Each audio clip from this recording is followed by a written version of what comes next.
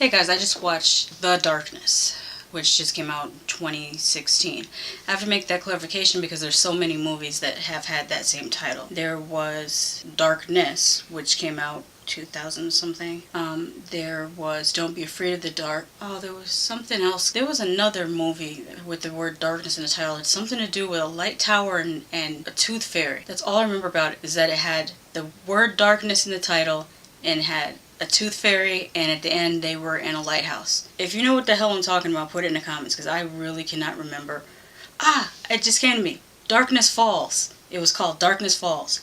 I might rewatch that someday. But anyways, today we're talking about The Darkness. And I'm sure there's at least 5 or 6 other movies with the title Dark in it, but those are the ones that come off the top of my head. The movie starts off with 2 families that are camping somewhere in the desert. At first I thought it was at near the Grand Canyon or something, but I think they're in California. I don't know. It looked kind of deserty. That's all I know. And it's being established that these are 2 perfectly happy nuclear families, and, they're out in the wilderness, enjoying life, joking with each other, just a little bit of character development. We learned that one of the family's younger sons, named Mikey, is a little bit different. He's actually autistic.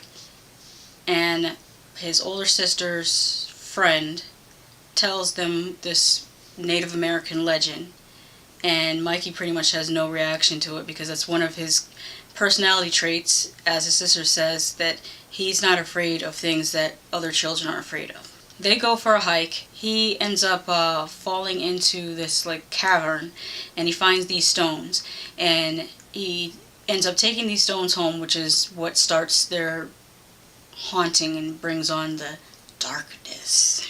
As in most of these movies, the mother stays at home and the father works outside of the home, because all these weird occurrences have to happen when the father's not home. It's just or the husband's not home. I don't know why they do that. Just once, I want them to have a movie where the husband's at home at first, and he sees the weird stuff, and then his wife comes home, and she's the one that it's in your head, you need to calm down. I would like to see that role reversal just once. Anyways, the wife is a homemaker, the husband works inside the house, the teenage daughter is extremely, extremely rude. I mean, there's one point where I think it was her father goes in her room and she yells, "Get the hell out!" Actually, it might have been the mother.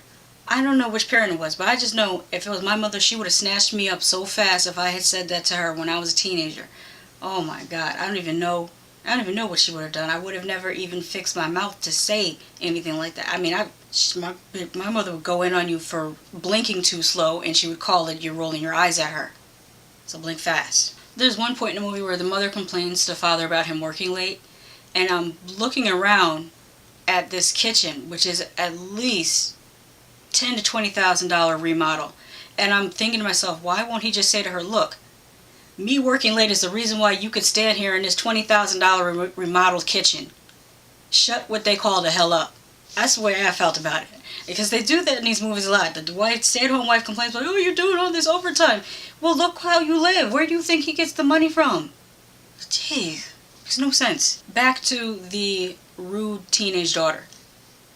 She went from being verbally disrespectful to her parents to physically attacking her mother. And the mother just takes it. She's just like, "Oh my God, she's attacking me." I can't even with that. I can't. A whole bunch of more paranormal stuff that they cribbed off of other movies happens. And of course, the mother tells the father, he doesn't believe it, yada, yada, yada. It's like a paint-by-numbers horror movie. You already know what's going to happen. There was one thing that I did find interesting. The mother looked up the link between autism and extrasensory perception. It may seem like a Hollywood made-up thing, but I've actually read about studies linking ADHD to certain psychic abilities. There's a dinner scene with the father, who was played by Kevin Bacon, and his wife. I didn't memorize any of the people's names in the movie except for Mikey, because they said Mikey at least 100 times. But during this dinner scene, Kevin Bacon's boss is completely irritating. He acts like a complete ass to his wife, and I'm sitting here thinking she had to marry him for the money because his personality is shit. However, later on in the movie, he does do something semi-redeeming to help Kevin Bacon's character. So there's that. Want to take a guess at something that they use that's, no one ever does? It's that grumble noise. Yeah, the one from Paranormal Activity. And when I say no one does it, I mean that in a highly sarcastic way. The mother ends up contacting Kevin Bacon's boss's wife, who was starting to talk about a friend of hers that does spiritual cleansings. So they contact the spiritual cleanser and her granddaughter, and they come over and actually start to do a smudging ritual, which is when you take white sage and a seashell and a feather, and you actually smudge the corners of the house, which is an actual Native American practice. But it's not only Native American. I know other cultures do it too, but it's called smudging, and it smells beautiful when you do it to your house. It really does. There's something about what it represents. Like the shell, I think, represents the sea, and the feather represents something. I'll have to look it up. Each element represents something. The shell represents something, the feather represents something, and the sage represents something. I can't remember off the top of my head. I will probably, by the time I post this video, I'll put a scroll down here of what each thing represents. But that is a real and true practice, so that was kind of cool. The spiritual healer also uses, I think what are called divining or divining sticks, and that's a real practice too. Here's where the movie gets hella trite. The father has to go into, we'll just call it the further again, to go and get Mikey, because Mikey decided to walk off with the demon spirits into the further. Some other reviews I read said that there were elements that didn't make sense in this movie, and some of the things they named were the father being tempted to cheat again, the mother becoming an alcoholic again, Mikey biting, the daughter being hell on wheels. But it actually did make sense, because when the father was looking at a video about this particular legend, it said that it brings negativity into the household, and all of those things were manifestations of negativity, in my opinion. The question I have is, why did they release this theatrically? I mean, this is not in any way better than most of the movies that are released direct to video. Matter of fact, it's not even as good as some of the movies I've seen that were released direct to video. I guess maybe just because it has Kevin Bacon in it and he has, somewhat of a large name. Other than that, this really could have come on Chiller or the Sci-Fi Channel on a Saturday. It really should not. There was no reason to release it into the movie theater. Another gripe that I had with this movie was, on the one hand, in making Mikey autistic, it was good to see someone of special needs being included in a movie, but the way they portrayed him made it look like autistic kids are nothing but trouble. It wasn't balanced at all. It was only him freaking out, or him biting, or him doing, very negative things. And if you know an autistic person, you know that they aren't always like that. Yes, there are times where they have meltdowns or where they have some difficulty, but they're not everyday, all-day problems. And I feel like this movie made Mikey look like he was just an everyday, all-day problem, and it's not like that at all. So I kind of feel like that wasn't a very good representation of autism, in my opinion. Here are my ratings. Scaresaur, 1. Total weak sauce. There was no scares in it at all. Even when it tried to do a jump scare, it failed miserably, so there's that. Gore score, 0, none. Fun factor, 2. We'll call it, keep imagining Immortan John. Or is it Immortan Jim? No, it was Immortan John. Mediocre. That's what I would call this. Anywho, I had mentioned earlier other movies that have a similar title, and the movie that I first thought of was, of course, Darkness with Anna Paquin. So I'm going to go check out Darkness and see how that compares to this one, especially being that both of them are PG-13 horror. I'll let you know what I think in just a moment.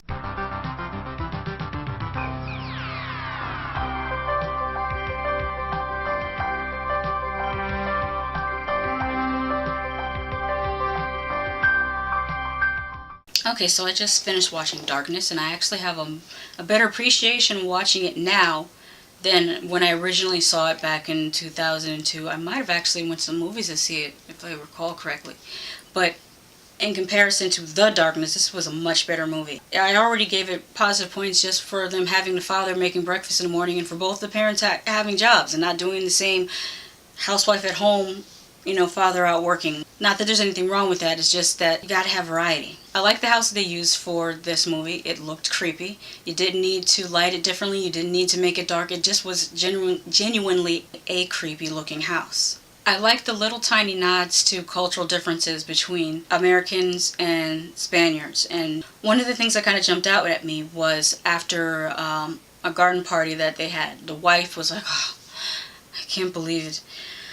I thought it was never going to end.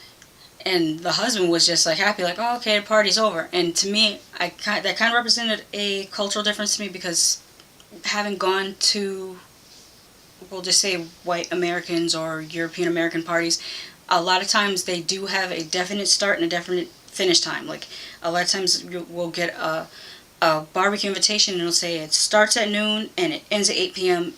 and that's it. That's strictly, and if they say it starts at noon and you come at 12:15, everyone at the party is going to look at you like you grew a dick out of your forehead because you came 15 minutes late. Meanwhile, in a lot of European countries, in the Caribbean and in South America, parties are not, it's not treated like work. If you're 15 minutes late to work, okay, that's a problem. If you're 15 minutes late to a party, matter of fact, in a Caribbean party, don't even come on time because unless you want to help set up. Unless you want to help cook, clean, or set up, do not come on time. And then one of my neighbors who was from Ireland, like directly from Ireland, she said where she's from in Ireland, they just say the party's on Saturday. Not even a start or finish time, just Saturday. Now that's how you party. But that aside, this movie did something else differently. When the daughter got smart with her mother, instead of her mother just taking it, her mother basically said to her, if you don't like it, you can pack your shit and get out. Hey, that is a more realistic response. Now, when stuff starts happening, it starts happening to the youngest son, Paul. He starts to see things first. There's a particular scene with a music box that actually reminded me of The Conjuring, but I didn't realize that it was done in darkness years before it was done in The Conjuring.